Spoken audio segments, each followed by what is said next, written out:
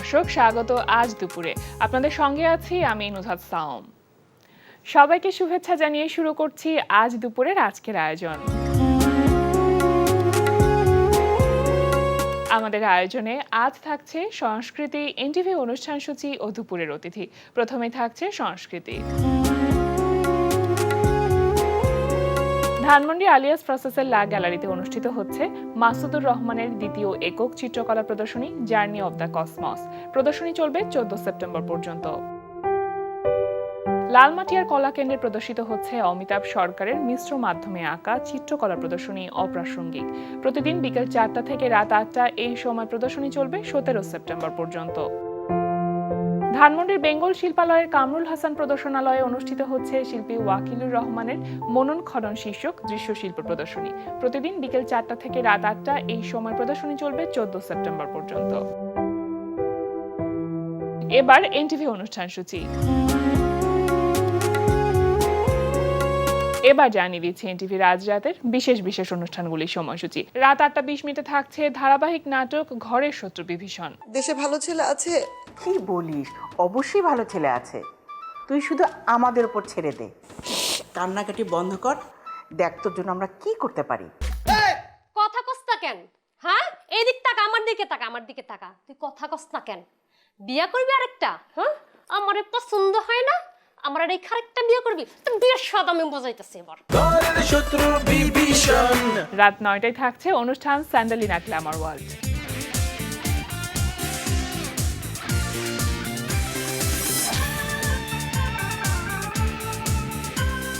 রাত 9:30 থাকছে ধারাবাহিক নাটক জোনাকির আলো। আরে আমার ছেলের চিকিৎসার খরচ আমি মিন্টুর কাছে হাত পেতে নেবো নাকি? হ্যাঁ বাবা, তুমি এভাবে রিয়্যাক্ট করছো কেন? তুমি তো একদিন তাদের উপকার করেছো, সেটার বিনিময় না হোক অন্তত কৃতজ্ঞতা স্বরূপ সে আমাদের পাশে দাঁড়াতে চায় বাবা। না, দাঁড়াতে পারবে না। আচ্ছা, ওই যে আমাদের ওই মেয়েটা কি নাম জানো? ওর নাম ডলি। ডলি, তো ও বিদেশে থাকে, কি খায় দায় না একটু জিজ্ঞেস টিজ্ঞেস করো তো নাকি? তা তো করি, কিন্তু ওর কথাবার্তা আমার ভালো লাগে না। আমাকে চোর বানিয়েছে। রাত 11:30 সরাসরি সম্প্রচার হবে টক শো এই সময়।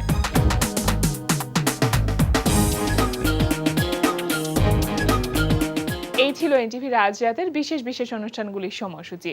এবার দুপুরের অতিথি। এনটিভিতে শুরু হচ্ছে দেশের একমাত্র কমেডি রিয়েলিটি শো হাসো। প্রিয় দর্শক, অনুষ্ঠানটি নিয়ে কথা বলতে আজ আমাদের স্টুডিওতে আছেন stand up comedian Saifur Rahman Saiful. শুভ দুপুর ভাইয়া। শুভ দুপুর। কেমন আছেন? আছি আলহামদুলিল্লাহ, ভালো। হাসতে এবং হাসাতে এনটিভিতে শুরু হচ্ছে, যেমনটি বলছিলাম, যে দেশের একমাত্র কমেডি রিয়েলিটি শো হাসো। মার্সেল প্রেজেন্টস হাসো, এবং এবারে সপ্তমবারের মতন এই আয়োজনটি অনুষ্ঠিত হতে যাচ্ছে, যেটা রেজিস্ট্রেশন প্রক্রিয়া ইতিমধ্যে শুরু হয়ে গেছে এবং 20 তারিখ পর্যন্ত রেজিস্ট্রেশন প্রক্রিয়াটি চালু থাকবে।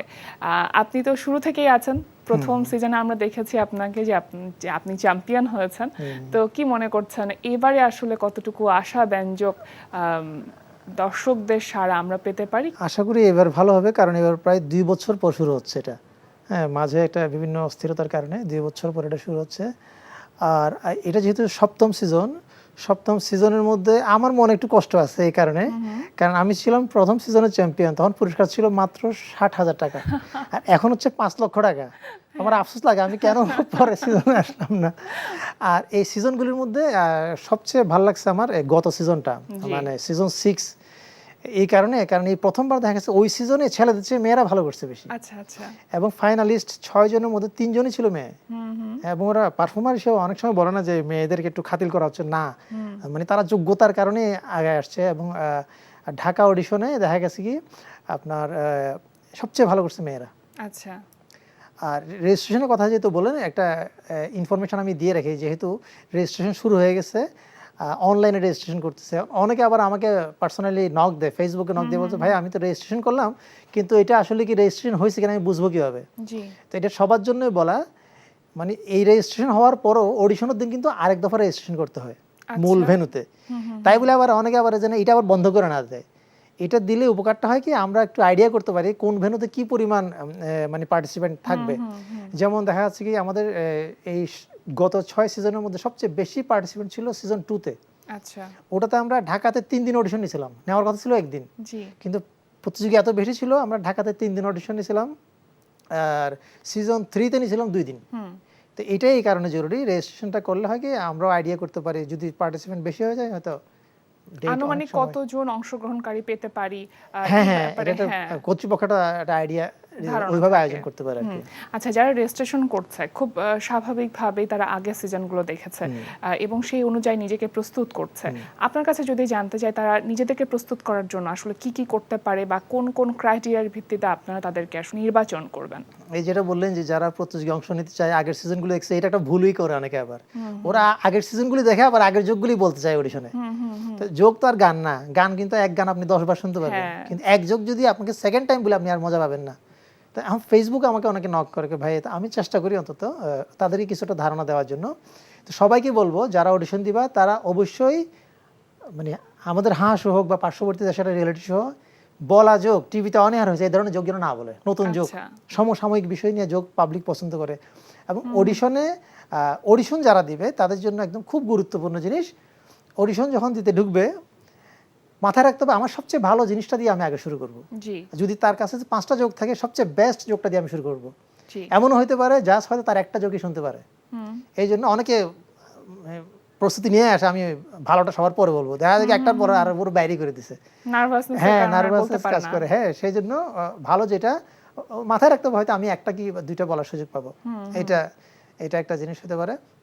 আর নাম্বার 2 হচ্ছে অডিশনের মধ্যে বড় যোগ না বলাই ভালো, আচ্ছা, কারণ বড় যোগ তাদেরই ভালো লাগে যাদের অ্যাক্টিং ভালো, হ্যাঁ মানে তাদেরই বলা ভালো, ফ্লুয়েন্সিটা আছে। হ্যাঁ ওই মানে শোনার মতো আগ্রহটা থাকে। আর এই জন্যই ছোট ছোট যোগ বলা ভালো, এবং অবশ্যই ট্রাই করতে হবে প্রথম দিকে এসে বললে ভালো, কারণ শেষের দিকে এসে জাজদের মধ্যে ওটা বিরক্তি ধরে যায়। কারণ প্রতিযোগী আসলে হয় কি অনেক সময় বলে যে প্রতিযোগী বেশি আসছে, অনেক সময় বলে প্রতিযোগী কম আসছে। বেশি কমের চেয়ে ভালো কি গুরুত্বপূর্ণ হচ্ছে কোয়ালিটি, প্রতিযোগী কয়জন আসছে। হ্যাঁ, হ্যাঁ, মানে 5000 জন আসাচ্ছে, আমার যদি মনে হয় কোয়ালিটি 100 জনও আসে এটা বেটার। তো এই জন্য যত আর্লি আসা লাইনে দাঁড়ানো যায় এটা একটা ভালো। আর আরেকটা জিনিস করে কি অনেকে অদ্ভুত বেশভূষা নিয়ে আসে, জি, এটা খারাপ না, কিন্তু পারফরমেন্সের দিকে মনোযোগ দেওয়াটাই খুব জরুরি। আমি যেটা পারফর্ম করব এটা। আর আরেকটা ভুল করে কি সবাই ওই ম্যাক্সিমাম বাদ পর কিন্তু এনার্জি ফল করে, মানে সারাদিন দৌড়াদৌড়ি লাইনে দাঁড়ায় চিল্লি মজা করে, আর এখানে ঢুকে আর গলা দিয়ে আওয়াজ বাইরে না। তাই মনে করি তুমি যেখানে যা করবা করো, পারফরমেন্স তুমি 1 মিনিট বা 2 মিনিট সময় ওইটা যেন এনার্জি নিয়ে পারফর্ম করে। জাজ যদি ঘুমাইও থাকে ও চিল্লানির কারণে যেন জাজ ঘুম থেকে জায়গা ওটা কি হচ্ছে, এই জিনিসটা যেন মাথায় রাখে সবাই। আচ্ছা, এটা তো গেল ওদের প্রস্তুতিটা, হ্যাঁ। কিন্তু আপনারা আসলে কি কি দেখে তাদেরকে নির্বাচন করবেন? কোনো ক্রাইটেরিয়া আছে কিনা? হ্যাঁ, একটা পারফর্মার যখন আমরা বাছাই করি তার 3টা জিনিস আমরা দেখি, হচ্ছে 1 তার অ্যাক্টিং, নাম্বার 2 কন্টেন্ট এটা কি নতুন কিনা, নাম্বার 3 হচ্ছে তার উচ্চারণ। আচ্ছা, এই 3টা জিনিস হচ্ছে খুব ইম্পর্টেন্ট। আমরা যে কোনো প্রতিযোগী বাছাই করার সময় আমরা 3টা জিনিস খুব দেখি। তো এটা নিয়ে আমার একটা মজার ঘটনা ঘটছে সিজন 5-এ। আমাকে তো অনেকে ফেসবুকে নক করে ভাই কিভাবে কি করবো না করবো, তো আমি তো এখন তো একটা সুবিধা আছে যে ফেসবুক আছে, আমি বলি ঠিক আছে তুমি তোমার একটা পারফরমেন্সের ভিডিও আমাকে পাঠিয়ে দাও, আমি কোনো কারেকশন থাকলে বলে দিচ্ছি। তো আমি বললাম কি আমরা যে কোনো পারফর্মারের 3টা জিনিস দেখি, 1 হচ্ছে তার অ্যাক্টিং, 2 উচ্চারণ, তার হচ্ছে তার কন্টেন্ট। তো তার ভিডিও পাঠানোর পর আমি বললাম দেখো তোমার উচ্চারণ সমস্যা আছে, তোমার অ্যাক্টিং ভালো না, তোমার কন্টেন্ট দুর্বল। তো আমার বলছে আর বাকি সব ঠিক আছে তো। ভীষণ মজার একটি বিষয়, মানে এটাই একটা জোকস। এটা যোগ, আরও একটা যোগ আছে, ঘটনায় ঘটছে আমার সাথে এরকম। সিজন 2-তে আমি চট্টগ্রামে অডিশন, আমি প্রাইমারি বুথে বিচারক, আর মেইন বুথে আছে আমাদের তুষার ভাই আর রেজাউল করিম হিটলু ভাই। জি, তো আমি বসে আছি, আমি তো যোগ শোনার জন্য, আমার পাশে প্রোডাকশনের একজন বয় পাশে বসে সে ঝিমায় যোগ শুনতেছে। তো ওই প্রতিযোগী ঢুইকায় ওর কাছে চলে গেছে, সাইফুল ভাই আমি আপনার অনেক বড় ভক্ত। বলে সাইফুল ভাই আমি না, সাইফুল ভাই উনি, আবার দৌড় আমার কাছে আসছে। আবার আরেকজন আসছে, স্বাভাবিক আমরা জিজ্ঞেস করি যে তুমি কোথেকে আসছো, বাসা কোথায়? তো চিটাং। আমি জিজ্ঞেস করলাম তোমার বাসা কোথায়? বলে পাহাড়তলি। চিন্তা করলাম আমার বাসা তো পাহাড়তলি। আমি ওরা বললাম না আমি তোমার বাসা কোথায়? বলে পাহাড়তলি। আমি তুমি বেলাল ভাই কি চিনো? বলে চিনি তো, উনি আমার আপন চাচা। আমি বলছি আমি ওনার আপন ছোট ভাই। বলে সরি। সুবিধা নিতে চায় অনেকে, অনেক কত রকম মজার মজা অভিজ্ঞতা হবে। ঘটে। আপনি শুরুতে যেটা বলছিলেন পুরস্কারের কথা, যে গত সিজনগুলোর তুলনায় এবারের পুরস্কারের যে অ্যামাউন্ট সেটা বেশ একটা মানে গতবার থেকে আর কি, হ্যাঁ, গতবারও বেশি। 5 লাখ ছিল, এবারও ছিল হ্যাঁ। 5 লাখ। তো এরকম আর অন্যান্য কোন কোন জায়গাতে এবারে নতুনত্ব আসবে? নতুনত্ব আসবে, এবার একটু প্রচারণায় একটু নতুনত্ব আসবে। অন্যান্য সময় দেখা যায় কি আমরা অডিশনের যে কোনো রিয়েলিটি শোতে প্রচারণাটা হচ্ছে খুবই ইম্পর্টেন্ট। আমার কথা হচ্ছে কি, মেসেজ যদি যায় সবার কাছে পৌঁছায় যে একটা রিয়েলিটি শো, তাহলে হয়তো রেজিস্ট্রেশন করতে পারে, নাই যদি জানে তাহলে কিভাবে হবে। তো এতদিন আমরা ছিলাম ওই ব্যানার পোস্টার নির্ভর আর কি, জি। তো এবার এটা পুরো অনলাইন বেসড হবে, অনলাইন প্রচারণাটাই বেশি হবে। আচ্ছা, আশা করি বেশি পার্টিসিপেন্ট এবার আসবে। জি। এখন পর্যন্ত তো নিবন্ধন প্রক্রিয়া শেষ হয়নি, 20 তারিখ পর্যন্ত আছে। হ্যাঁ। তো আপনার সেই যে আপনার সময়কার, মানে একদম সিজন 1 এর কথা যদি বলি, সেই সময়কার কথাগুলো কি মনে পড়ে যায়, যে সেই সময় নিবন্ধন করা, তারপরে আসা, পার্টিসিপেট করা, তারপর এত বড় একটা করা জার্নি? মানে কি, আমরা সিজন 1-এ ছিলাম অভাবী সিজনের লোক, মানে ভয়ঙ্কর অভাবী। কারণ সিজন 2 থেকে কিন্তু এনটিভির বাইরে স্টুডিওতে শুট হচ্ছে, এবং জি। সিজন 1টা হচ্ছে শুধু এনটিভি স্টুডিওতে শুট হয়েছিল, আচ্ছা, ছোট স্পেসের মধ্যে। আবার এটা ঠিক, আমাদের আয়োজন ছোট ছিল কিন্তু পারফর্মারগুলি সব গুণী পারফর্মার। হ্যাঁ, আবু হেনা রনি কিন্তু আমাদের সময় পারফর্মার, শাওন মজুমদার আমাদের সময় পারফর্মার, পরশ হচ্ছে আমাদের পারফর্মার, যারা শুধু দেশে না দেশের বাইরেও কিন্তু খুব ভালো করছে। তো এটা নিয়ে আমি প্রাউড ফিল করি। টাকা হয়তো কম ছিল, আয়োজন ছোট ছিল, কিন্তু খুব ভালো মানের পার্টিসিপেন্ট পারফর্মার কিন্তু এনটিভি ওই সিজন 1 থেকে বের মানে করে আনছে। কোয়ালিটিটা খুব খুবই ভালোভাবে ভালো মেইনটেইন ছিল, করা খুবই ভালো ছিল। ছিল, হ্যাঁ। হ্যাঁ, ও তো আরো কাহিনী আছে। এখন তো ছেলেপেলেরা গ্রুমিং এর জন্য প্রায় 2 মাস সময় পায়, হ্যাঁ। তাদের জন্য আবাসিক ক্যাম্প থাকে, থাকা খাওয়ার ব্যবস্থা আছে। আমাদের সময় এরকম ছিল না। আমাদের সময় আমরা শুধু 3 দিন গ্রুমিং পাইতাম, তাও এনটিভির মধ্যে। সকাল 10টায় আসতাম, আচ্ছা। বিকাল 5টায় চলে যেতাম, এর মধ্যে সিঙ্গারা দুপুরে খাওয়া এই। এখন তো ছেলেপেলেরা 2 মাস থাকতে পারে, অর্থাৎ 24টা ঘন্টা তারা গ্রুমিং এর মধ্যে থাকে, শিখার জন্য এই সময়টা পায়। আমাদের এবং এটা সময় খুবই গুরুত্বপূর্ণ। খুবই গুরুত্বপূর্ণ, মানে খুবই গুরুত্বপূর্ণ। কারণ মনে করেন তারা 24টা ঘন্টা আমাদের থেকে সাপোর্ট পাচ্ছে, যোগ দেখাইতে পারতেছে। আমরা তো মনে করেন 3 দিন আসতাম, আবার 3 দিন পর আর নাই, এর মধ্যে আবার কম্পিটিশন শুরু হয়ে যেত। হ্যাঁ, আবার আরেকটা জিনিস এই ক্ষেত্রে আমি বলে রাখি, অনেকে হয়তো কম্পেয়ার করে যে পার্শ্ববর্তী দেশের আয়োজনগুলি এত জাঁকজমকপূর্ণ হয়, আমাদের দেশগুলি এমন হয় না কেন। ওদের বাজেটের মনে করেন 20 ভাগের 1 ভাগ হয় আমাদের দেশের বাজেট। জি, ওদের বাজেট হিউজ, ওদের প্রোগ্রাম চলে 7 মাস, আমাদের প্রোগ্রাম চলে 2 মাস। এর মধ্যে গ্রুমিংও কমপ্লিট করতে হয়, শুটিংও কমপ্লিট করতে হয়। আর ওরা মানে মনে গ্র্যান্ড করেন ফিনালেটাও শেষ হ্যাঁ করতে গ্র্যান্ড হয়। ফিনালে করতে হয়। তা অন্য ওরা দেখা যায় কি 7 মাসের জন্য একটা সেট ভাড়া নিয়ে ফেলে রাখে, টাকার কোনো প্রবলেম নেই, ওরা এটা করতে পারে। তো আমি মনে করি আমাদের হয়তো বাজেট কম, আয়োজন ছোট, কিন্তু কোয়ালিটি কোন অংশে কম না। এবং আপনারা সর্বোচ্চটুকু দিয়ে আসলে চেষ্টা হ্যাঁ। করেন যে তাদেরকে কিভাবে ভালোভাবে গ্রুম আপ হ্যাঁ, করা এটা- যায়। এটা তো মানে হয়তো এখন ছেলেপিলে যারা, ওরা তো অনেক লাকি, মানে যে ফেসবুক, হোয়াটসঅ্যাপ এসবের কারণে ওরা হয়তো অডিশনের আগে থেকে আমাদের কিছু টিপস নিতে পারে। ফেসবুক আমাকে এখনো অনেকে নক করে, ভাইয়া কিভাবে যোগ বলবো, কি ধরনের যোগ বলবো, কি কি জিনিস এড়ায় চলবো, এই জিনিসগুলো আবার আমরা পাইনি তখন। জি, আমরা তো পুরো অন্ধকারে ঢিল ছড়ার মতো কি আমরা মানে ফলো করার মতো কেউ ছিল না।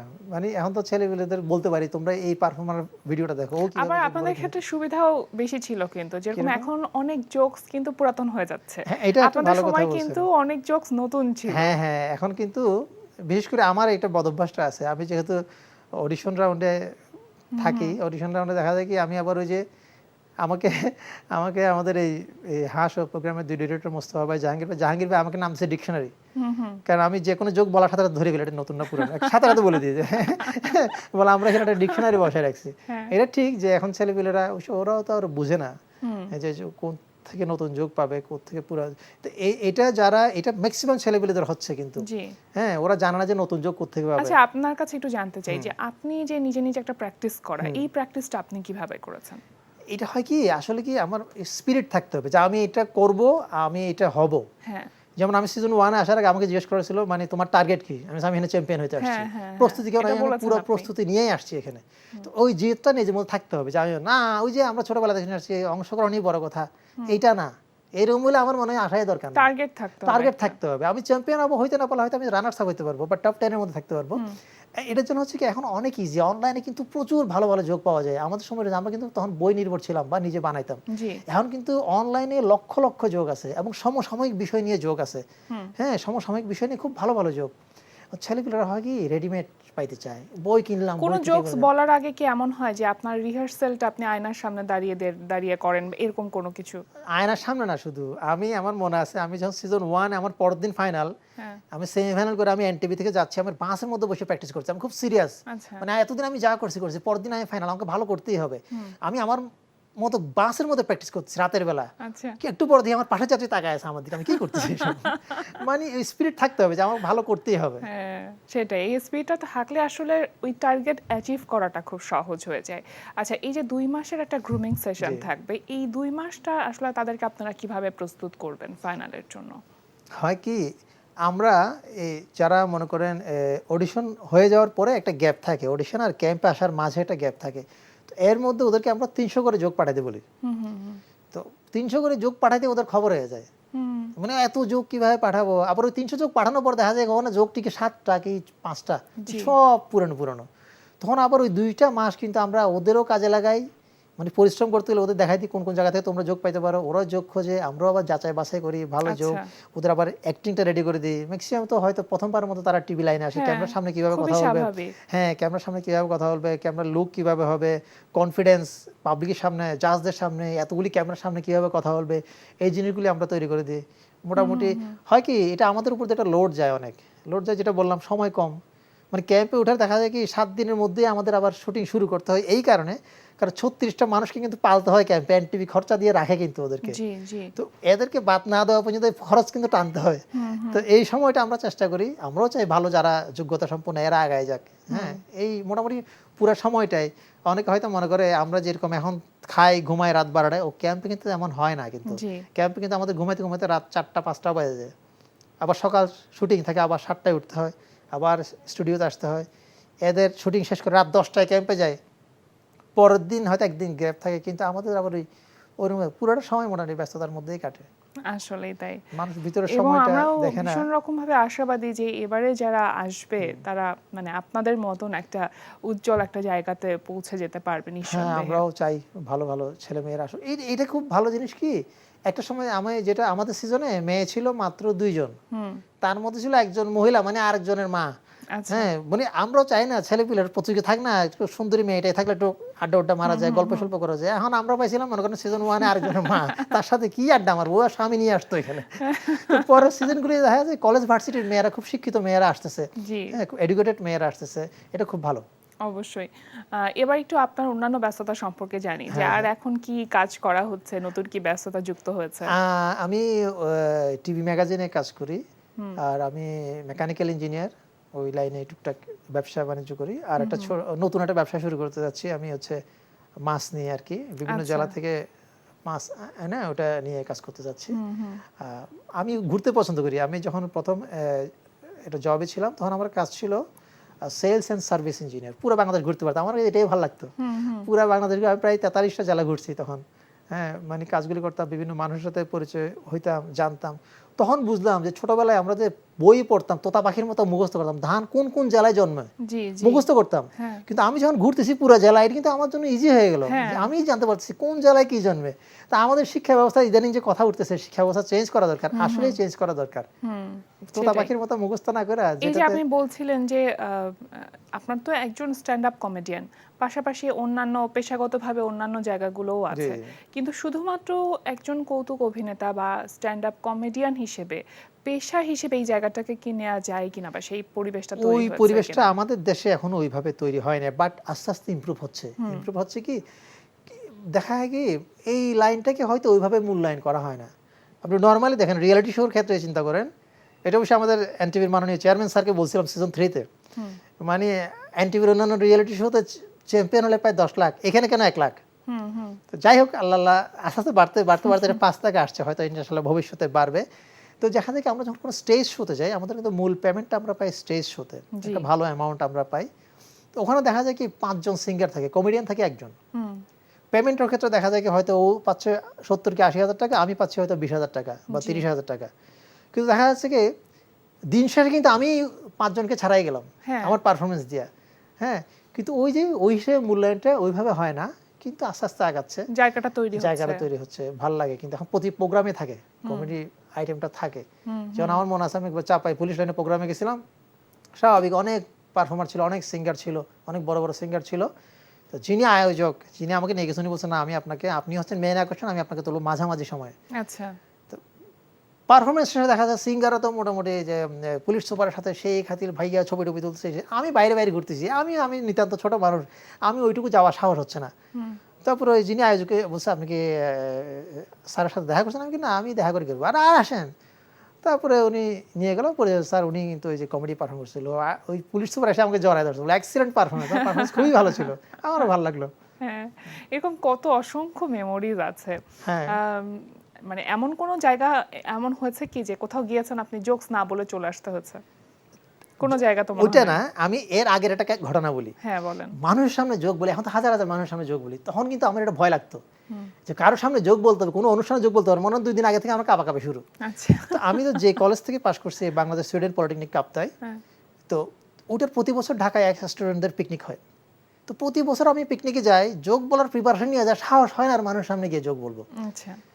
তো একবার এরকম পিকনিক করে চলে আসছি, রাতের বেলা বাসের মধ্যে গান বাজনা হচ্ছে কিন্তু জমতেছে না। তো 2-4 জন জানে যে আমি একটু মাঝে মাঝে লোক হাসাইতে পারি, যোগ বলতে পারি, তো আমাকে বলছে তুমি যোগ বলো গাড়ির মধ্যে দাঁড়ায়। তো আমি বলছি যোগ বলবো, কিন্তু একটা শর্ত। বলি কি শর্ত? বাসের লাইট বন্ধ করে দিতে হবে। আচ্ছা। বাসের লাইট বন্ধ করলে আমাকে কেউ দেখবে না, কিন্তু আমার যোগ সবাই শুনতে পারবে।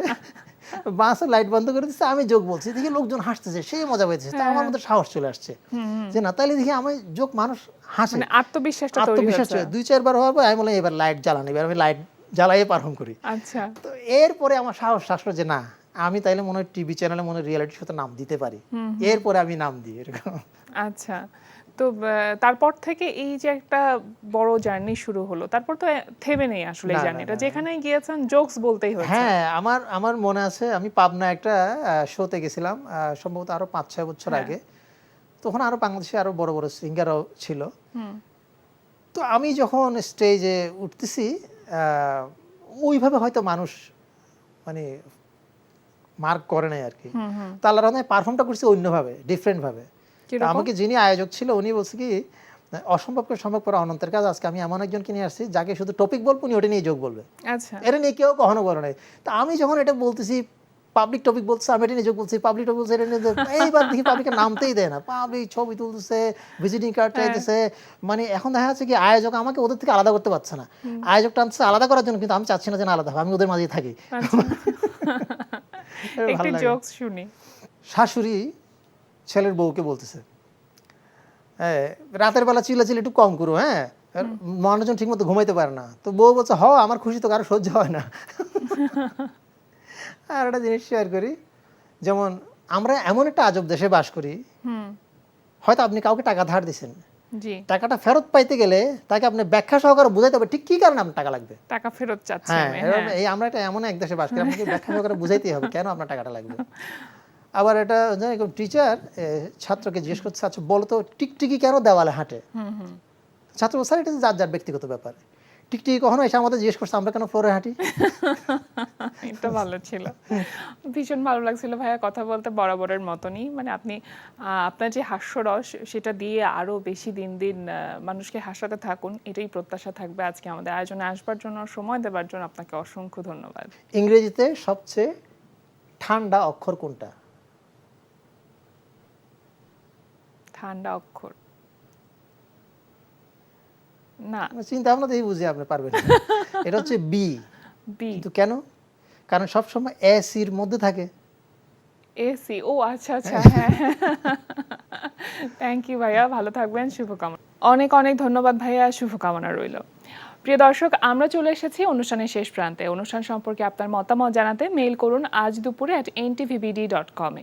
বিশ্বের যে কোনো প্রান্ত থেকে যে কোনো সময় আজ দুপুরে দেখতে ভিজিট করুন আমাদের পূর্ণাঙ্গ ওয়েব পোর্টাল www.ntvbd.com। এছাড়া এনটিভি সব জনপ্রিয় অনুষ্ঠান ও খবরের আপডেট পেতে ভিজিট করুন আমাদের ইউটিউব চ্যানেল ও ভেরিফাইড ফেসবুক পেজে। সবার মঙ্গল কামনায় আজকের মতো এখানে শেষ করছি। শুভ দুপুর।